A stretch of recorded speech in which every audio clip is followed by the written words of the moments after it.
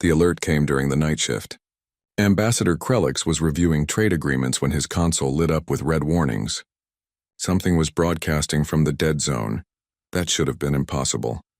The dead zone was what everyone called the old Sol system. It had been dead for 40,000 years. Nothing lived there anymore. Nothing could live there. The radiation would kill any biological creature in minutes. Even machines broke down in that poisonous space. Krelix pressed his 6 fingers against the console. His scales turned pale blue with worry. Computer, verify the signal source. Signal confirmed. Origin point Sol system sector 001. Ancient human frequencies detected. His hearts both skipped. Humans were extinct. Everyone knew this. The Devourers had killed them all when they destroyed Earth. It was in every history book taught to every child across 1,000 worlds. Play the message, he said quietly. Static filled his office. Then a voice spoke. It was old, distorted, but clear enough to understand. Run. That was all. Just one word. But the computer indicated the message repeated in 847 different languages. Human languages. Dead languages that no one had spoken in 40 millennia. Krelix immediately called an emergency session of the Galactic Council. Within hours, representatives from 50 species gathered in the Great Chamber on Concordat Prime. The massive room could hold thousands, but today only the Council's senior members attended. This matter was too sensitive for the public. Council leader Thane stood at the central podium. She was a Vorlax, tall and crystalline, her body refracting light into rainbow patterns. We have all heard the transmission. The question before us is simple. Is this message real or fake? It must be fake, said General Cross. The old warrior slammed his fist on his desk. Humans have been dead for 40,000 years. This is someone's idea of a joke. A very bad joke. But who would make such a joke? Asked Minister Una. She was small, barely half Krelix's height, but her species was known for wisdom. The dead zone is forbidden. No one goes there. No one can survive there long enough to plant a fake signal. Perhaps it is an old message, suggested another counselor. Something that has been broadcasting all this time and we only now detected it. Krelix stepped forward. Permission to speak, Council Leader. Thane's crystals flickered green. Ambassador Krelix, you discovered the signal. Please share your analysis. I have studied the transmission carefully, Krelix began. He pulled up holographic data that floated above the council chamber. The message was not sent 40,000 years ago. The signal uses quantum encryption methods we only developed 300 years ago. Someone sent this message recently. Very recently. Within the last month. Silence fell over the chamber. This changed everything. Impossible, General Cross muttered. Nothing lives in the dead zone. A young voice spoke from the back. Perhaps something does live there. Something we do not know about. Everyone turned. A young Turthan stood near the entrance. She had green skin and 4 eyes, and she carried a data pad covered in notes. Krelix recognized her. Dr. Venn, a xenoarchaeologist. She was barely 30 cycles old, Dr. Venn, Council Leader Thane said slowly. You are not a council member. Why are you here? I requested she attend, Krelix said. She is our leading expert on human civilization. If anyone can verify this message, she can. Dr. Venn walked forward nervously. She was young for such an important meeting, and many of the older council members looked at her with doubt. But she held her head high. I have spent 10 years studying human ruins, she said. I have translated their books, examined their art, analyzed their technology. I believe this message is genuine. Based on what evidence? General Cross demanded. Dr. Venn pulled up her own holograms. Ancient human writing appeared in the air. The message uses specific grammatical structures that are uniquely human. It uses languages that were considered dead even before Earth's destruction. No one alive today could fake this perfectly. Whoever sent this message either is human or has access to perfect human records. But humans are extinct, Minister Una said softly. Are they? Dr. Venn's 4 eyes gleamed. We know Earth was destroyed. We have proof of that. But do we have proof that all humans died? This caused an uproar. Council members shouted over each other. General Cross called it nonsense. Others demanded evidence. Council Leader Thane had to use her amplified voice to restore order. Explain yourself, Dr. Venn, Thane commanded. The young scientist took a breath. The Devourers attacked Earth 40,000 years ago. This is fact. But think about the timeline. The Devourers were not fast. They moved from system to system, consuming everything. According to ancient records, humanity had almost 500 years of warning. 5 centuries to prepare. So, General Cross asked. So humanity was incredibly advanced, Dr. Venn continued. They had space travel. They had colonies on other worlds in their system. They had massive ships. What if they did not stand and fight? What if they ran? Krelix felt his scales shift color again. He had never considered this possibility. Dr. Venn continued, speaking faster now, excited by her own theory. We assumed humans died because we found no survivors after the Devourers left. But what if they evacuated? What if they took their entire civilization and fled into deep space before the Devourers arrived? Then where have they been for 40,000 years? Minister Yuna asked, hiding, surviving, evolving. Dr. Venn looked around the chamber. And now they have sent us a message. A warning. One word, run. The council chamber fell silent again. Everyone understood the implication. If humans were warning them to run, something terrible was coming. Something bad enough to scare a species that had survived for 40,000 years. Council leader Thane spoke quietly. What do you recommend?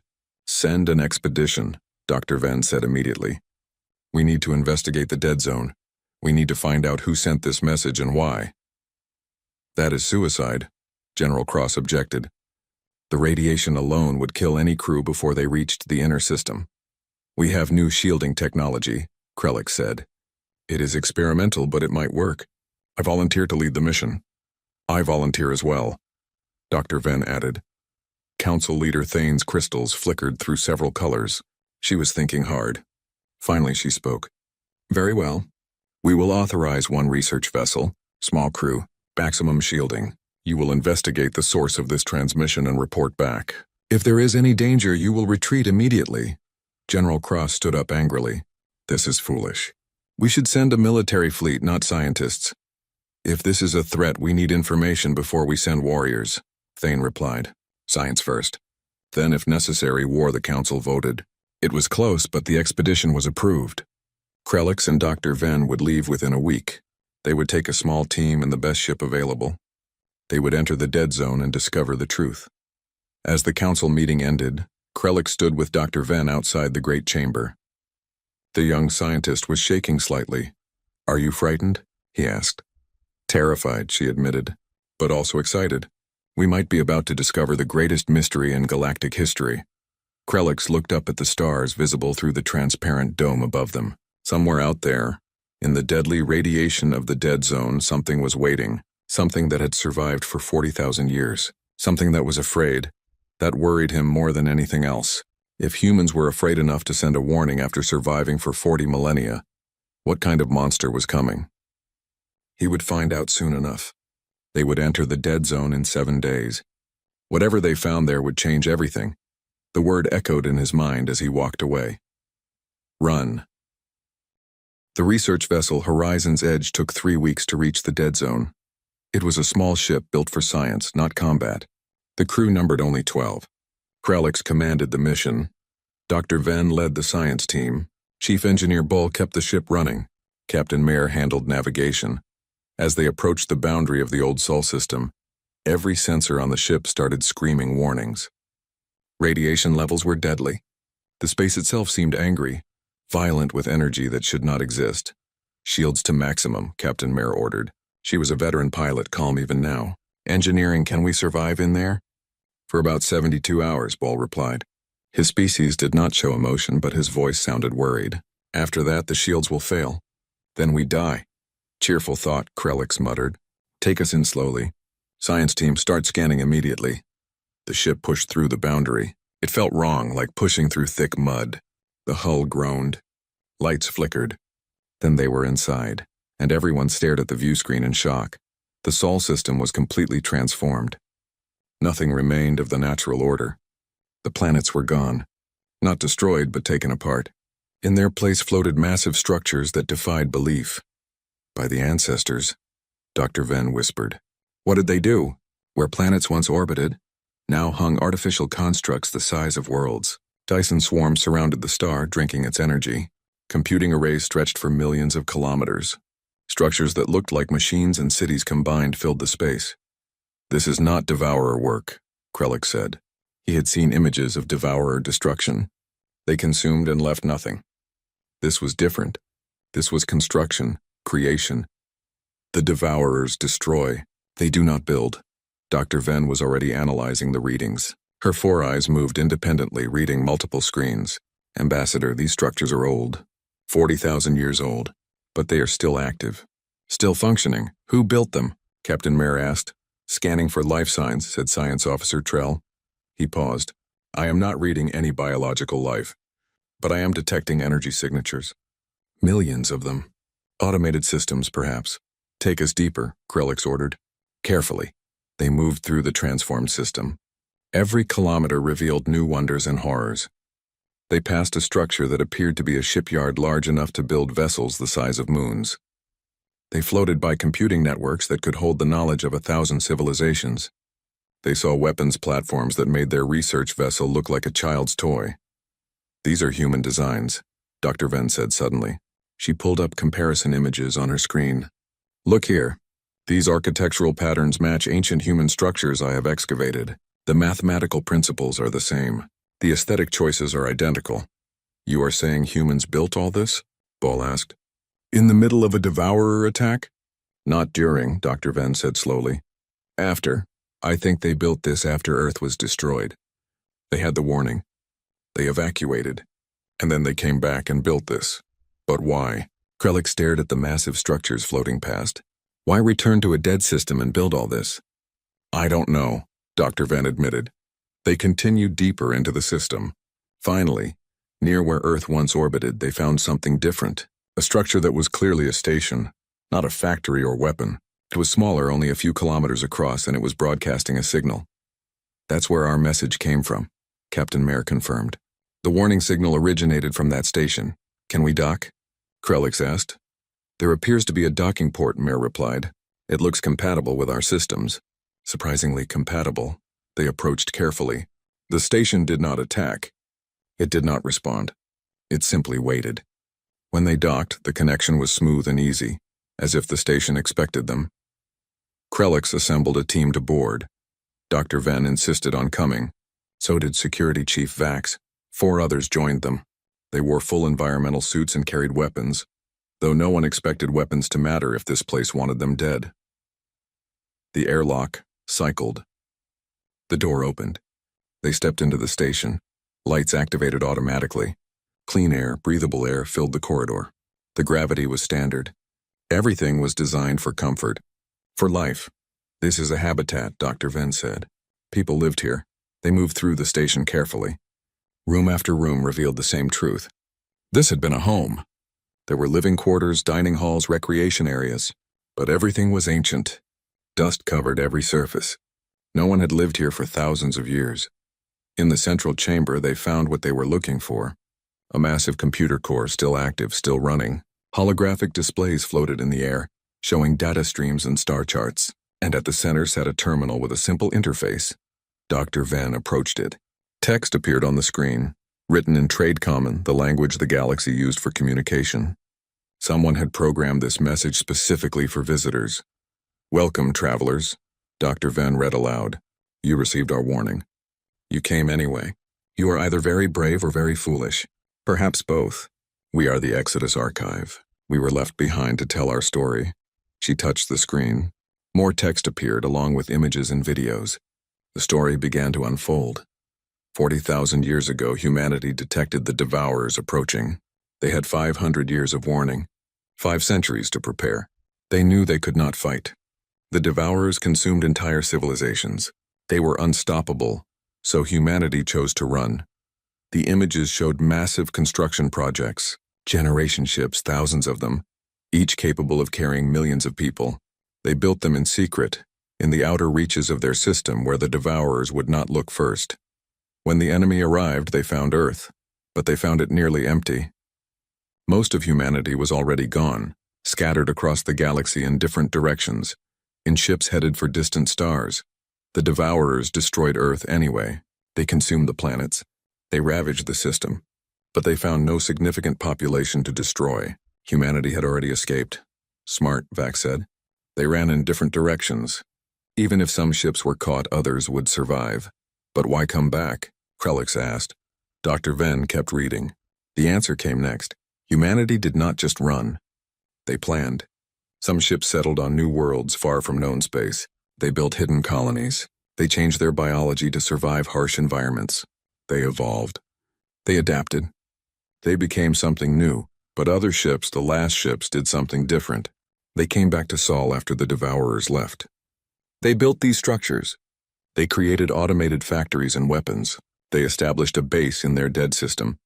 Because humanity learned something important. The Devourers did not leave the galaxy. They went dormant. They would return. And when they did, humanity wanted to be ready. They have been preparing for 40,000 years, Dr. Venn whispered. They have been building an army. The next message made everyone go cold. We have been fighting, the message read. For 40 millennia, we have tracked the Devourers through dark space. We have fought them in places you never knew existed. We have died by the billions. But we have survived. We have learned. We have become what we needed to be. Images appeared showing human ships, but they were nothing like the ancient vessels from the history books. These ships were enormous, covered in weapons powered by technology that seemed impossible. We are returning to the galaxy. The message continued. The Devourers are returning too. They are bringing reinforcements. More of them than before. They will consume everything this time. Security Chief Vax grabbed Krelix's arm. We need to leave. We need to warn the Council. But Dr. Venn was still reading. Her face had gone pale. The final message, she said quietly. Listen to this. She activated a video file. A human appeared on the screen. At least they thought it was human. It was hard to tell. The figure wore armor that seemed to be fused with their body. Lights flickered where eyes should be. They looked more machine than biological. To whoever finds this, the figure spoke in perfect trade common. We sent you a warning. One word, run. We meant it. The enemy is coming. We have fought them for 40,000 years. We know what they are capable of. We are coming to help, but we may not arrive in time. The figure leaned closer to the camera. We know you will want to fight. We know you will think your weapons, your fleets, your technology can stop them. You are wrong. The Devourers adapt. They learn. They consume. Your only hope is us. We became monsters so that others would not have to. The video ended. The station fell silent. Krelix felt something he had not felt in years. True fear. Not fear of death, but fear of helplessness. Fear of the unknown. We need to go, he said. We need to get this information back to the Council immediately. But Captain Mare's voice came through their communicators, urgent and panicked. Ambassador, we have a problem. Sensors are detecting multiple contacts entering the system. Large contacts. Very large. The humans? Dr. Venn asked hopefully. Unknown, Mare replied. But wait, there are more contacts. Different signatures. Oh no! Oh, ancestors, no. Captain, report. Krelix demanded. Sir, I am detecting ships. Lots of ships. 2 different fleets. They are heading this way. And Ambassador, based on these energy readings, some of these ships are not organic technology. The alarms on Horizon's Edge screamed. Captain Mare's voice crackled through every speaker. Everyone back to the ship now. We need to leave immediately. Krelix and his team ran. They sprinted through the ancient station, their footsteps echoing in empty corridors. Behind them, the holographic displays flickered with new warnings. The automated systems detected the approaching fleets too. They reached the airlock and cycled through in seconds. The moment they were aboard, Captain Mare began emergency undocking procedures. The ship shook as it pulled away from the station. Status report, Krelix demanded as he reached the bridge. 2 fleets approaching our position, Science Officer Trell reported. His hands moved across his console rapidly. The first fleet consists of 37 vessels. They are enormous, Ambassador. The smallest is 5 kilometers long. They are using quantum drives and weapons I cannot identify. The Devourers, Vax asked. No, these ships have organic components. Heat signatures indicate living crews. I believe these are the humans. Everyone on the bridge exchanged glances. Humans. Real humans. After 40,000 years they were back. And the second fleet? Krelix asked, though he already knew the answer. Trell's face went pale. Machine intelligence. Pure synthetic. No biological components. 79 contacts detected so far. They are self-replicating. I am watching new ships build themselves from raw material they consume. Ambassador, these match descriptions of the Devourers from historical records. Dr. Venn gripped her console. Where are they? The Devourers entered from Galactic North, Captain Mayer said. The human fleet came from Galactic West. They are both heading toward us. No, wait. She checked her readings again. They are heading toward each other. How long until they meet? Krelix asked. 19 minutes. Can we escape before then? Mer shook her head. Not with our damaged shields.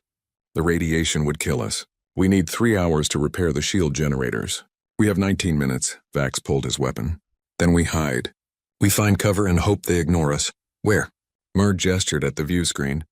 This entire system is open space and massive structures. There is nowhere to hide a ship our size. The station, Dr. Venn said suddenly. We dock again. We power down completely. Maybe they will not notice us. It was a desperate plan, but they had no better options. Mer reversed course and headed back to the Exodus Archive station. They docked, killed all systems except life support, and waited.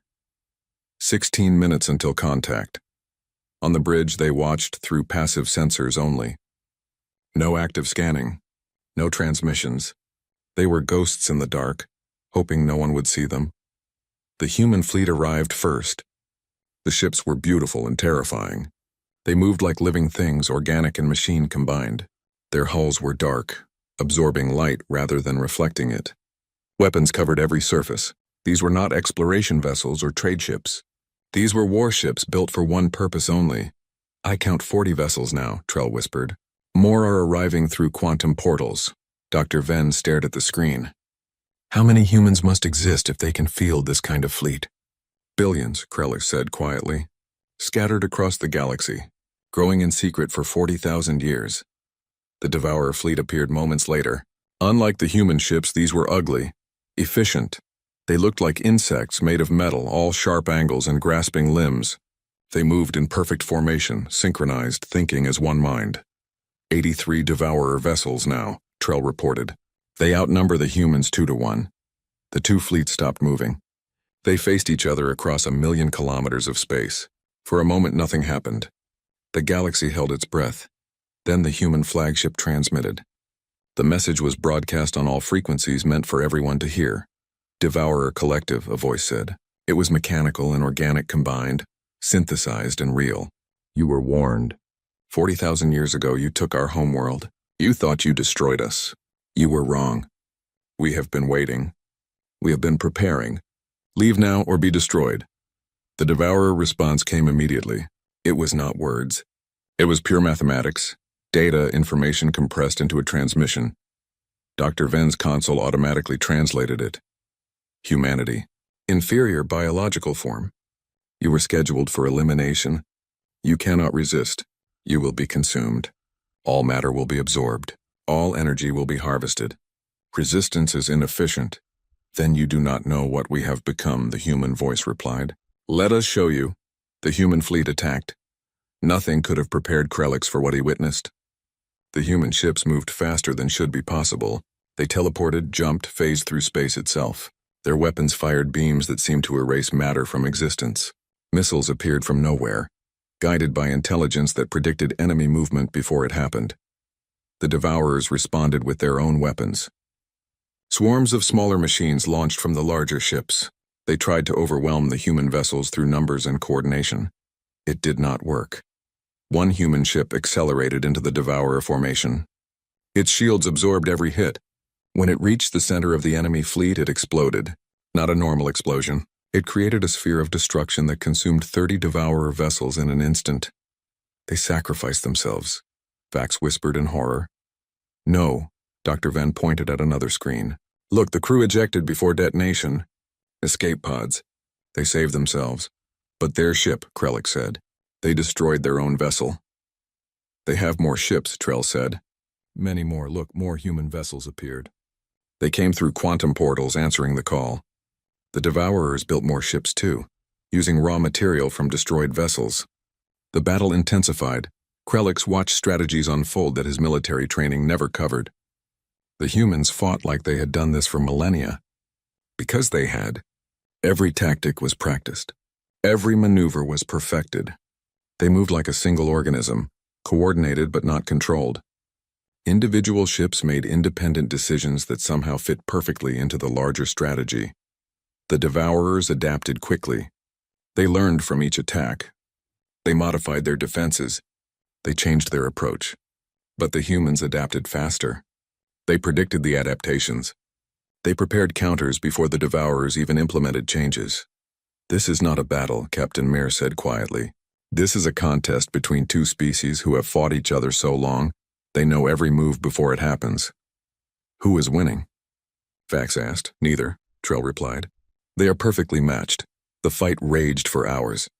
Neither side could gain advantage. Dozens of ships died on both sides. The space around the old Earth orbit filled with debris and energy discharges. The radiation levels climbed even higher. Then something changed. A new signal appeared. It came from deep in the dead zone, from the inner system. Every ship stopped fighting. Human and Devourer both turned toward the signal source. "What is that?" Dr. Van asked. Trell checked his sensors. "Something is coming. Something big. I am reading energy levels that should not be possible. It is coming from the sun, from the Dyson swarm around the star." The structure around the sun activated. The massive arrays that had been dormant for 40,000 years came to life. They drew power from the star itself, channeling energy on a scale that dwarfed everything in the battle. A voice transmitted. "Different from before, older, tired, all vessels. This is Sentinel Station Prime. You are in violation of the Sol system quarantine. Leave immediately or defensive protocols will be activated." The human flagship responded. "Sentinel Prime, this is Fleet Commander Chen. Authorization code Omega-7 Theta. We are returning home." A pause. Then the old voice spoke again. This time it sounded confused. Hopeful. "Authorization code confirmed. Chen family line. Welcome home, children of Earth. It has been a long time." "Too long," the commander replied. "Are the weapons ready?" "Weapons are ready." "Shall I fire?" "Not yet. We will give the Devourers one more chance to leave." The human flagship transmitted to the Devourer Collective. "You see now what we have prepared. The entire Sol system is a weapon. Every structure you see has one purpose: to destroy you. We have had 40,000 years to build this trap. Leave now, or learn why humanity survived when so many other species fell." The Devourers did not respond. Instead, they attacked again. Every ship fired at once, targeting the human fleet and the Dyson swarm simultaneously. "Sentinel Prime," Commander Chen said calmly. "Fire at will." The sun seemed to dim for a moment. Then beams of pure energy erupted from the Dyson swarm. Dozens of beams, each containing the power of a star. They swept through space like the fingers of an angry god. The Devourer fleet lasted less than 10 seconds. Every ship was destroyed, consumed by energy, erased from existence. Nothing remained but expanding clouds of plasma. Silence fell across the system. The human fleet remained undamaged. The Dyson swarm powered down, returning to standby. On the horizon's edge, no one moved. No one spoke. They had just witnessed the kind of power that should not exist, the kind of power that could destroy civilizations. "They built a weapon around their own sun," Krellix finally said. "They turned their entire home system into a fortress. And they have been waiting here for 40,000 years, Dr. Van added. Waiting for the Devourers to return." A new transmission reached their ship. This one was directed specifically at them. The interior of the human flagship was like nothing Krellix had ever seen. The walls seemed alive, breathing. Lights pulsed in patterns that suggested thought. The crew moved through corridors that shifted and changed to accommodate them. Technology and biology merged so completely that one could not tell where machines ended and living beings began. Commander Chen met them in what might have been a command center. Or perhaps an organism's brain. It was hard to tell. Chen was tall, nearly 3 meters, and their body contained visible cybernetic enhancements. Their eyes glowed with soft blue light.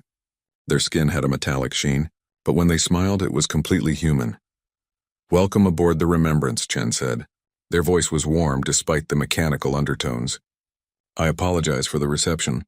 We were not expecting guests." "You were expecting the Devourers," Krellix replied. "Always."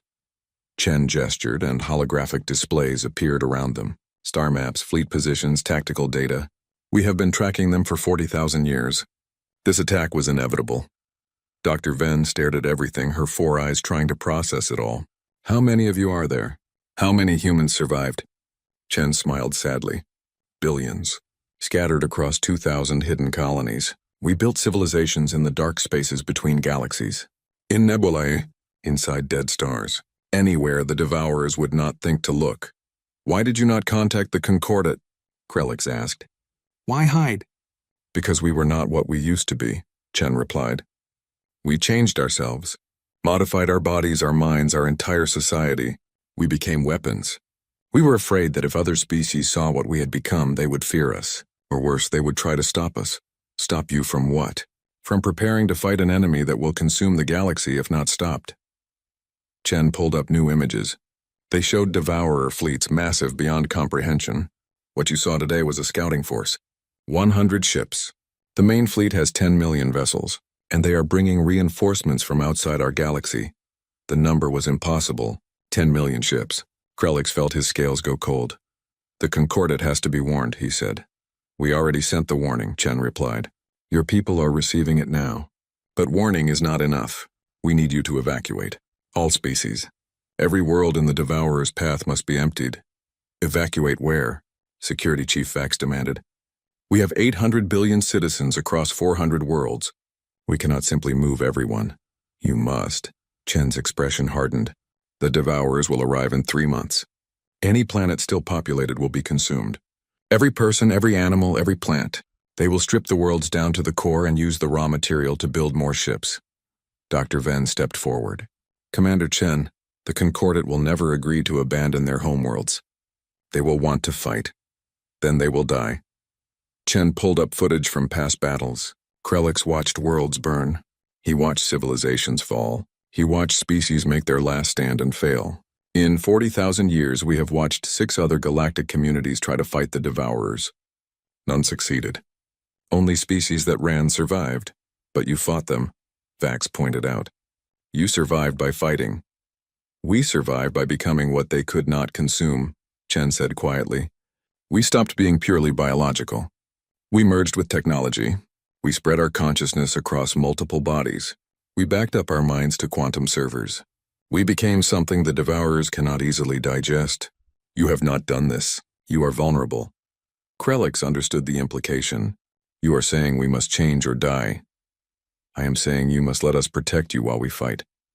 Chen touched the displays, bringing up what looked like evacuation plans. We call it the Shepherd Protocol. We move every sentient species to protected zones, heavily defended systems far from the invasion path. We hold the line while you survive. And after? Dr. Ven asked. After we drive them back, or we all die trying. The next week was chaos. Krelix returned to Concordat space with recordings and data. The Galactic Council viewed the evidence. Many refused to believe. General Cross called it propaganda. Others insisted humanity was the real threat, not the Devourers. Then the first Devourer scouts reached Concordat borders. The outer colony of Vexar Prime fell in 6 hours.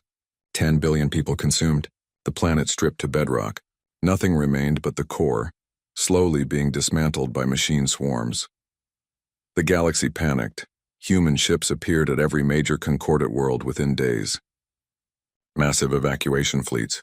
They did not ask permission. They did not negotiate.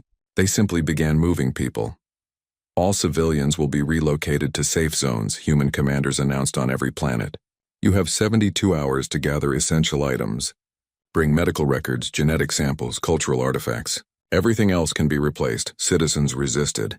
Soldiers tried to maintain order. Governments demanded explanations. The humans ignored it all. They had done this before 40,000 years ago.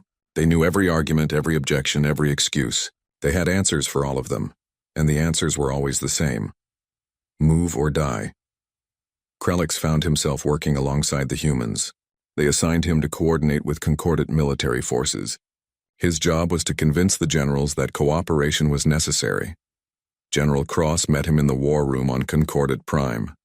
The old warrior looked older now, tired. They are taking over, Cross said. Our fleets answer to their commanders now. Our worlds follow their orders. We have become subordinate to an alien species that was supposed to be extinct. They are trying to save us, Krelix replied, by making us helpless. Cross pulled up tactical displays. Look at this. Human fleets have blockaded every major trade route. They control all supply lines. They have positioned their weapons around our core worlds. If they wanted to, they could conquer the entire Concordat without firing a shot. But they have not, Dr. Venn pointed out. She was there too, now serving as liaison to the human science teams. They are protecting us, not conquering us. The difference may be semantic, Cross growled. Then alarms sounded. A major alert. Red lights flashed across every console. Report, Cross demanded. Devourer main fleet detected, an officer announced. They just entered the outer rim. 7 million vessels confirmed. They are moving toward the core worlds. The room fell silent. 7 million ships. It was worse than even the humans had predicted. Cross looked at Krelix. Can your humans stop that? They are not my humans, Krelix replied. But yes, they can try. The Battle of Karnak system would be remembered as the first major engagement. The Devourers pushed toward a cluster of populated worlds. 200 billion people lived there. The evacuation was incomplete. Half the population was still on their homeworlds. The human fleet positioned itself between the Devourers and the civilians. 3,000 human vessels against 500,000 enemy ships. The odds were impossible. Krelix watched from a monitoring station light years away. He saw the humans implement tactics he never imagined. They sacrificed entire fleets as bait, drawing the Devourers into kill zones. They weaponized stars, causing them to go supernova at calculated moments. They used gravity wells as weapons, crushing Devourer ships in artificial black holes. They deployed nanomachine swarms that ate enemy vessels from the inside out, and when conventional weapons failed, they used unconventional ones. Humans piloted small ships directly into Devourer command vessels and detonated antimatter charges. They boarded enemy ships and sabotaged them manually. They fought with a desperation and creativity that came from 40,000 years of practice. The battle lasted 19 days. At the end, the Devourer advance was stopped. The evacuation completed. 200 billion civilians saved. The cost was horrifying. The human fleet lost 2,000 ships. Millions of human soldiers died. An entire star system was rendered uninhabitable, but the civilians lived. Krelix met with Commander Chen after the battle. The human looked exhausted. Their cybernetic enhancements could not hide the pain. Your people are angry with us, Chen said. They do not understand why we sacrifice so much. They understand, Krelix replied. They just do not believe anyone would do this for strangers. We do it because we remember. Chen pulled up images. Old Earth, green and blue and beautiful. We remember when we were the ones being evacuated, when we were the ones running. We promised ourselves that if we survived, we would never let another species face extinction alone. Even if it cost you everything, even then. Chen looked at the casualty reports scrolling across displays. We became monsters, Ambassador. We modified ourselves into weapons. We gave up peace, art, comfort, everything that made us human. But we did it so that others would not have to. So that when the monsters came, someone would be ready to fight them. Dr. Venn spoke quietly. There is a phrase in your old language. What was it? We became what was necessary. Close enough, Chen said with a tired smile. The war continued for months. Battle after battle, system after system. The Devourers pushed deeper into the galaxy. The humans held the line, but just barely. Every victory cost them dearly. And through it all, Krelix began to understand. The humans were not trying to save the galaxy. They were trying to buy time. Time for civilizations to evacuate. Time for cultures to be preserved. Time for species to survive. 6 months into the war, the situation grew desperate. The Devourers adapted faster than expected. For every weakness the humans exploited, the enemy found a counter. For every tactic the humans developed, the Devourers learned to predict it. Krelix stood on the bridge of a Concordat command ship, watching battles unfold across multiple displays. Human ships fought with the same ferocity as always, but now they were losing more than they won. The casualty numbers climbed higher every day. We are running out of humans, Dr. Venn said quietly. She had been reviewing population data. They started this war with 3 billion soldiers. They are down to 1.2 billion. At this rate of loss, they will be extinct within a year. And the Devourers? Krelix asked. Still have 6 million ships. They keep building more. We destroyed 3 million vessels and they replaced them all. It was a nightmare scenario. An enemy that could reproduce faster than they could be killed. An enemy that learned from every defeat. An enemy that never tired, never feared, never stopped. Commander Chen called an emergency meeting. Every species leader in the Concordat received the invitation. Every military commander. Every scientific advisor. They gathered in a virtual conference, thousands of beings from hundreds of worlds. Chen appeared in hologram form. They looked worse than Krelix had ever seen. Injuries covered their body. Cybernetic parts were damaged and not repaired, but their eyes still burned with determination. The war is not going well, Chen stated bluntly. The Devourers are winning. In 3 months, they will break through our defensive lines. In 6 months, they will reach the inner core worlds. We cannot stop them with conventional methods. General Cross spoke up. Then what do you propose? Unconventional methods? Yes. Chen pulled up schematics. A massive structure appeared floating near the galactic center. This is the Omega Array. We built it 40,000 years ago as a last resort. It is a weapon that targets specific energy signatures across the entire galaxy. What kind of energy signatures? Dr. Ven asked. Machine intelligence. Chen's voice was heavy. The Omega Array can identify and destroy any artificial consciousness. Every AI, every synthetic being, every machine that thinks. Understanding dawned across the conference. Thousands of voices spoke at once. That would kill billions of machines, Minister Yuna said. The Concordat uses AI for everything. Transportation, communication, medicine, food production. I know, Chen replied. The array is not precise. It will destroy all machine intelligence, including the Devourers, but also including your computers, your medical systems, your ship's navigation, and including you, Krelix realized. Your cybernetic enhancements, your quantum consciousness backups. The array would destroy you too, Chen nodded slowly. It would erase everything that we have become. We would survive biologically, but we would lose 40,000 years of evolution. We would regress to our baseline state. Many of us would die. Those who survived would be powerless. You are saying you would sacrifice yourselves, Dr. Ven whispered, if necessary. But we wanted to offer another option first. Chen changed the display. New data appeared. Combat strategies. Weapon designs. Tactical algorithms. Everything the humans had learned in 40 millennia of warfare. We can teach you, Chen said. Everything we know. Every tactic, every strategy, every technology. We can turn your civilians into soldiers. Your fleets into weapons. In 3 months, you could be ready to fight alongside us. Together, we might turn the tide without using the Omega Array. You are asking us to become like you, General Cross said. To transform ourselves into weapons. I am asking you to fight for your own survival, Chen replied. We have carried this burden alone for 40,000 years. We do not want to carry it anymore. We want allies. We want equals.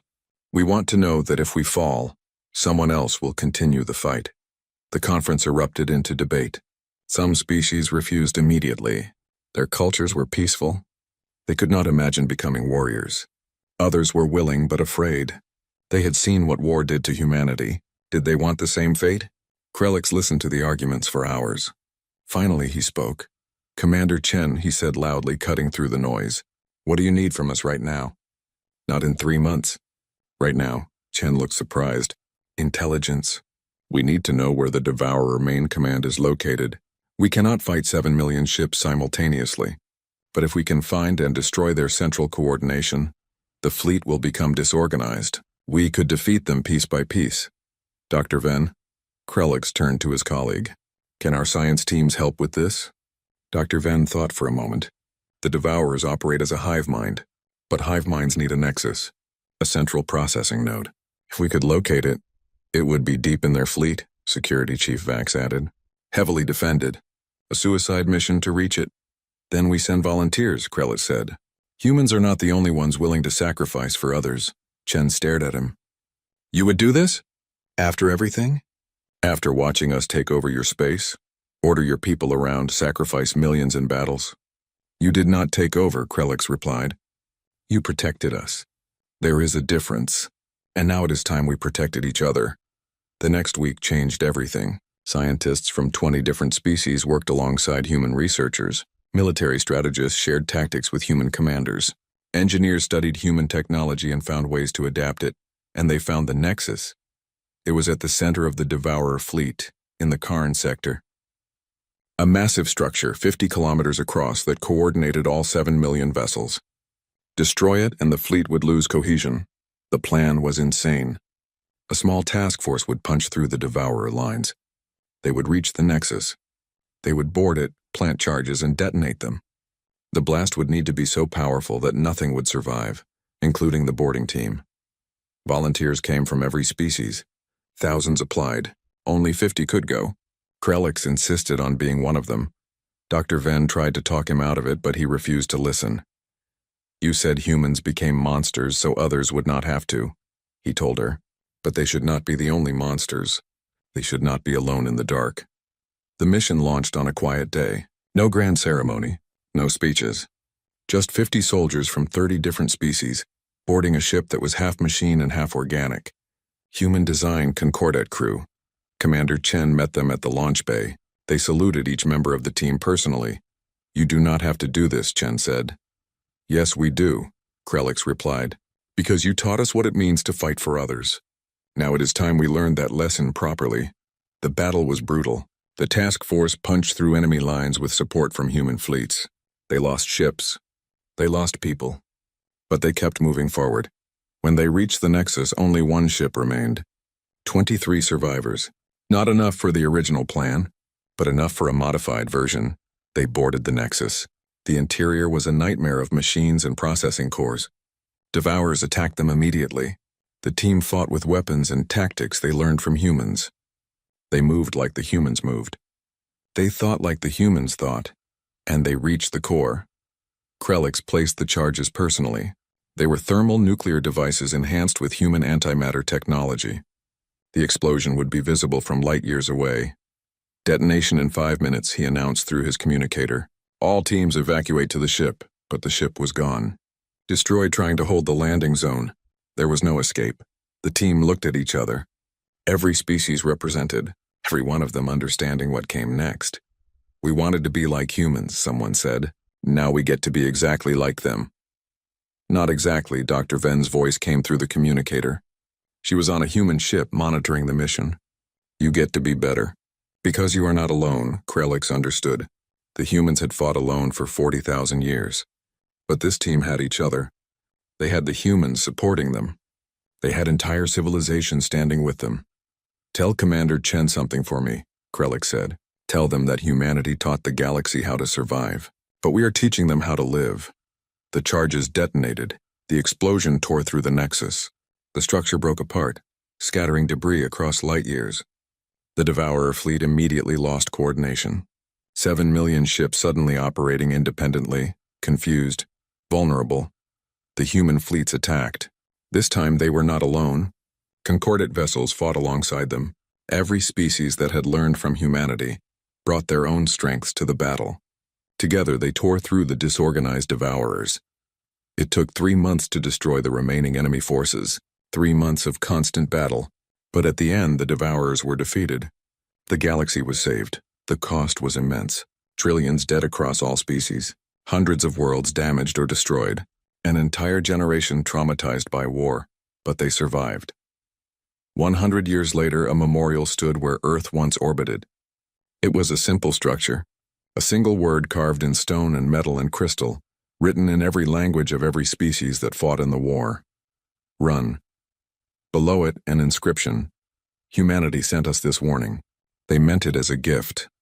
They wanted us to survive while they fought alone. But we did not run. We stood with them, and together we won.